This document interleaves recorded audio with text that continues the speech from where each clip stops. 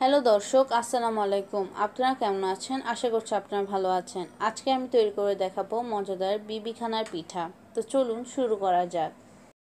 প্রথমে নিয়ে নিচ্ছি একটি ডিম, 1/4 কাপ চিনি, 1/4 কাপ পোলাও চালের গুঁড়া, 1/4 কাপ ময়দা, 1/4 চামচ বেকিং পাউডার, 2 চামচ গুঁড়া দুধ, আর নিয়ে নিচ্ছি 1 পিস মোরব্বা।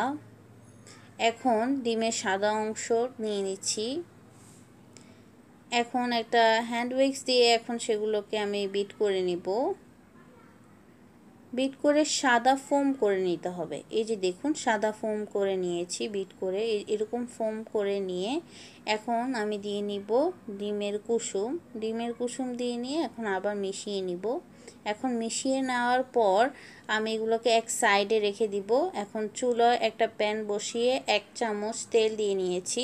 এখন 1/4 কাপ চিনি দিয়ে এখন স্প্যাচুলার সাহায্যে এগুলোকে মিশিয়ে নিব।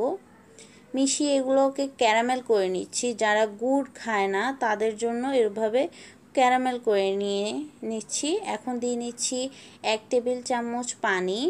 এখন এগুলোকে মিশিয়ে নিচ্ছি। এখন এগুলো হয়ে গেছে প্রায়। এখন নামিয়ে নিয়ে এখন আবার আমি আগের জায়গায় ব্যাক করলাম। এখন এগুলোতে আমি মোরব্বা পিস করে নিয়েছি ছোট ছোট করে। এখন গুঁড়া দুধ দিয়ে নিচ্ছি। গুঁড়া দুধ দিয়ে নিয়েছি। এখন দিয়ে নিচ্ছি পোলাও চালের গুঁড়া, আর দিয়ে নিচ্ছি ময়দা, বেকিং পাউডার দিয়ে নিচ্ছি,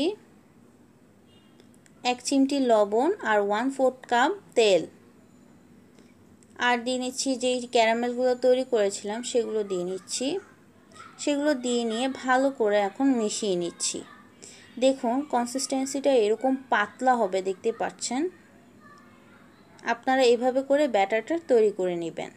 এই যে দেখুন, এখন একটি মোল্ড নিয়ে নিয়েছি, কেক মোল্ড। এখন এর মাঝখানে একটি স্টিলের গ্লাস দিয়ে নিচ্ছি। এই যে দেখুন, এইভাবে আপনারাও দিবেন এই বিবিখানার পিঠাটা করার জন্য। এখন দিয়ে নিচ্ছি 1/4 কাপ নারকেল। এগুলোকেও মিশিয়ে নেব ব্যাটারটার সাথে। হালকা আলতো হাতে মিশিয়ে নিতে হবে। মিশিয়ে নেওয়ার পর এখন একটা বেকিং শিটের উপর হালকা ময়দা ছিটিয়ে নিয়েছি। স্টিলের গ্লাসটি বসিয়ে নিয়েছি মাঝখান বরাবর। এখন সবগুলো বিবিখানার ব্যাটারগুলা দিয়ে নিচ্ছি। এই যে দেখুন, এভাবে আপনারাও দিয়ে নেবেন। এই যে পাশে পাশে এইভাবে ব্যাটারগুলো ঢেলে নিচ্ছি।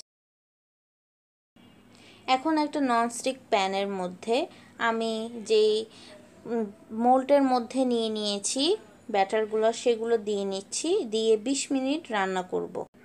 এখন 20 মিনিট পর দেখাচ্ছি। এখন এগুলো হয়ে গিয়েছে। এখন আমি পরিবেশন করে দেখাচ্ছি।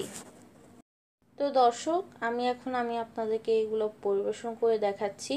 যদি ভিডিওটা ভালো লাগে অবশ্যই লাইক, কমেন্ট, শেয়ার এবং সাবস্ক্রাইব করতে ভুলবেন না। এবং ভিডিওটি বেশি বেশি শেয়ার করুন আপনার ফ্রেন্ডস অ্যান্ড ফ্যামিলি সবাইকে। এবং ফেসবুক পেজ থেকে দেখে থাকলে অবশ্যই ভিডিওটিতে লাইক করবেন এবং পেজটি ফলো দিবেন। ধন্যবাদ সবাইকে ভিডিওটি দেখার জন্য। এবারের মতো বিদায় নিচ্ছি। আল্লাহ হাফেজ।